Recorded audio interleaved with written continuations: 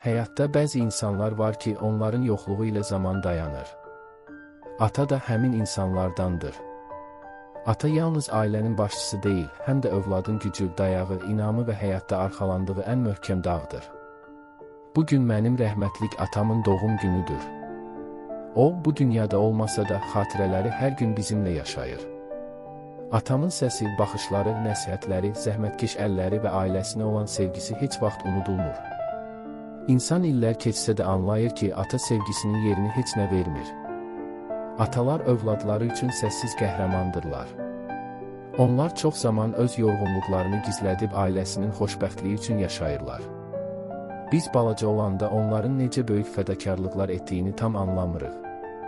Amma zaman keçdikcə hər bir zəhmətin, hər bir qayğının qiymətini daha dərindən hiss edirik. Mənim atam da həyatını ailəsinə həsr etmiş insanlardan biri idi. O, bizə dürüst olmağı, insanlara hörmət etməyi, vətəni sevməyi öyrədirdi. Çətin günlərdə güclü olmağı, heç vaxt ümidsizliyə qapılmamağı onun həyatından öyrəndik. Bugün də onun adı çəkiləndə qəlbimdə həm qürur, həm də dərin həsrət yaranır.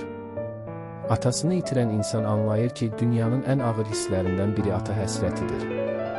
Çünki ata gedəndən sonra insan özünü biraz daha tənha hiss edir. Amma yaxşı atalar heç vaxt tam yox olmurlar.